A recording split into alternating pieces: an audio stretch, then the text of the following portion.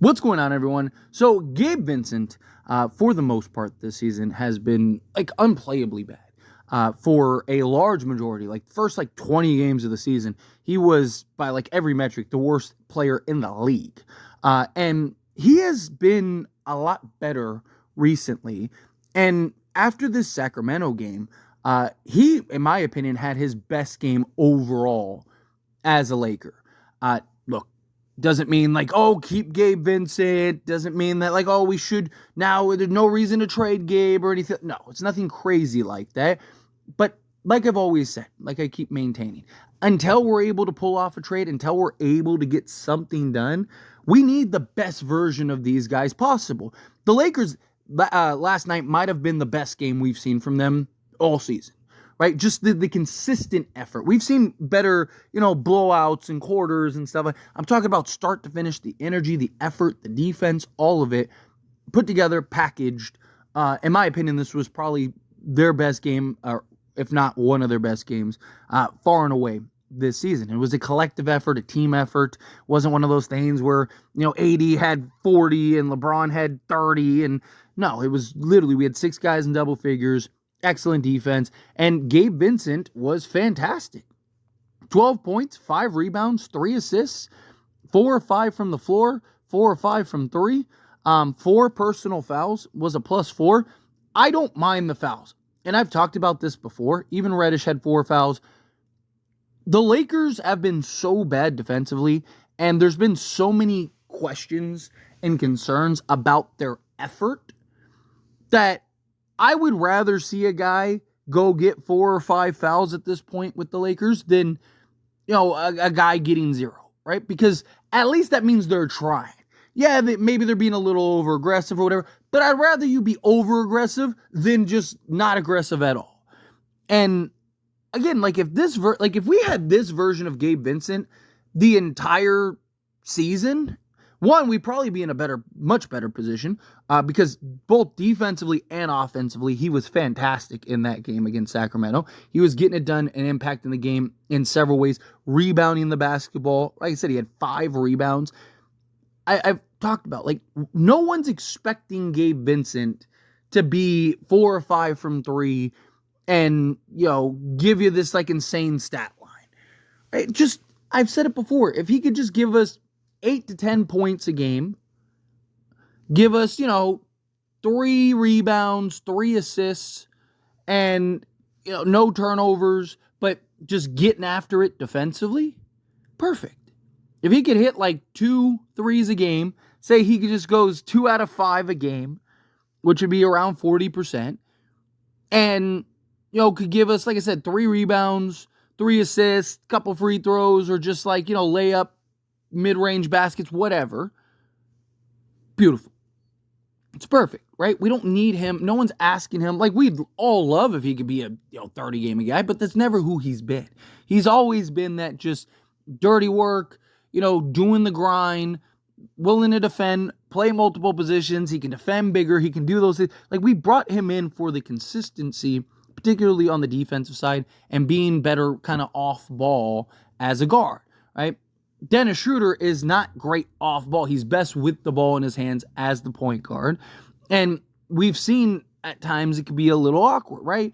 So the Lakers' idea and logic was, yes, Schroeder's upside is higher, right? Schroeder's a guy that, on any given night can go give you 25 and 8 and 8 or whatever, right? Where Gabe, he's probably not giving you that very often, if ever, right? A great game, a ridiculous game from Gabe Vincent is 18, 20, right? But it was more about the constant that you get with Gabe.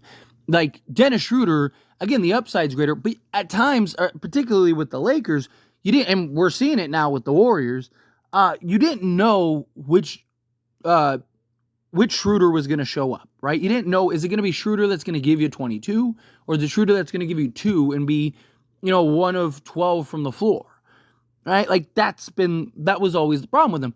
Defensively, the athleticism, the effort, all of that. Obviously, again, there were some benefits there, but the logic and thinking behind Gabe Vincent was, again, gives you more of a constant, but also gives you a better off-ball guard that can be that 3-and-D guard, which Schroeder really isn't that. He's had games where he's gone 4 or 5 from 3, but he's not really looked at as this 3-and-D guard. He is more of like an athletic, versatile point guard, where Gabe can kind of slot in at the point, the 2, whatever you need him to do. Like, that's the idea and logic behind Gabe, but he just hasn't been that this season. This was the first game where he's really been exactly what we've been waiting to see him be. That off-ball threat that teams have to contest, teams have to challenge, that is just gritty, getting after it, hustling, diving for loose balls, creating turnovers, hitting the open shot, finding the open man, helping chase down loose balls, rebound. I mean, just the effort and energy, again, it's just been great from him. No, him and Max Christie, both. And I already did a video on Max Christie, so I'm not going to go too much into Max Christie because I want to kind of keep it focused on Gabe Vincent. But Max Christie is another one that, Gabe Vincent and Max Christie have just been so much better, particularly defensively, the last, handful of games, that it's done a lot of wonders, right? And the question is, however, can the Lakers maintain that? That's the problem, right? Can we count and trust on the Lakers to actually provide that level of consistency, particularly from Gabe Vincent? But, no one's expecting Gabe Vincent to shoot the lights out.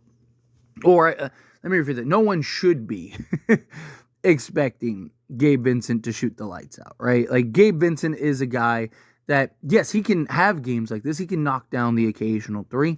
He's never been this, lights out 3-point shooter for his career from 3-point range. He's only 33%. His best season was 2021-2022, in which he shot 37% from 3 on 4.8 attempts. The hope was that he could get back to that because he'd be playing alongside LeBron James and Anthony Davis. So the quality of looks that he would get would be massive, right? Quality of looks would be better. Right? You even look at the season before where, they went to the finals, right? And that was Gabe Vincent's insane year. He was only 33.4%. Even if we're being nice, it's only 34%, which isn't great, right? But it was his effort, his energy, his defense, right? It was all the things that he could do and provide in multiple ways. And then also he's a guy that's known that in the playoffs can elevate, right? You look at that season with Miami, right? He went and all of a sudden he's 38% from 3 on 6.1 attempts. So his 3-point attempts uptick, but his shooting percentage got better. Same thing with the point total, right? Goes to 13 points a game. He also got more assists, more steals, more rebounds, more everything. His entire production and play increased. So it was looked at as he's a guy that can elevate come playoffs, right? He won't disappear. And it's okay, well, if D'Lo's great and, whether we trade him or not trade him, obviously this is the logic and thinking back then. Now, obviously, things have changed. But it's kind of if D'Lo does have at any point kind of lay a dud or lay an egg, you got a guy in Gabe Vincent that hopefully can kind of balance and offset some of that, right? And kind of give you that better balance. And it just hasn't played out that way. And look, again, Lakers need to trade Gabe Vincent. They need to trade, essentially, everybody should be on the trade block for this team, outside of LeBron James, Anthony Davis. But it's just, you need this version of Gabe Vincent. You need the getting after it, hard-nosed defensive guy. Also, another big problem that we were having with him is his defense was not very good early on. He was terrible defensively. He was at one point our second worst defensive player behind Dalton Knecht, who is a rookie, right? And that's not good. And then on top of that, he's giving you nothing on the offensive side. So he's literally unplayable. He's your worst defensive player, and he's your worst offensive player, right? So you can't be both, right? Well, at least now, even if he can maintain, assuming he can maintain the level of defense in which we've seen, if he can keep that up, well, then now when you do have those bad offensive nights, if you're getting stops and you are defending and you're getting after it and you're impacting the game in other ways, it changes the dynamic now. Now at least you you can count on Gabe Vincent in other ways outside of like, okay, he's just cardio Gabe, right? He's just out there getting cardio. He's out there doing nothing, right? But no, if he's now able to lock down and affect shots and get after it and rebound and do all the dirty work, well, now you actually have a need for him out there on the basketball court until you can find a trade to kind of upgrade or just get the pieces that you need, right? Like, that's kind of the idea. That's kind of the goal. But, we'll see. We'll see if he can maintain it. We'll see if he can keep it up. And then just the Lakers as a whole. But anyway, as always, this is a discussion, and I pass a question on you.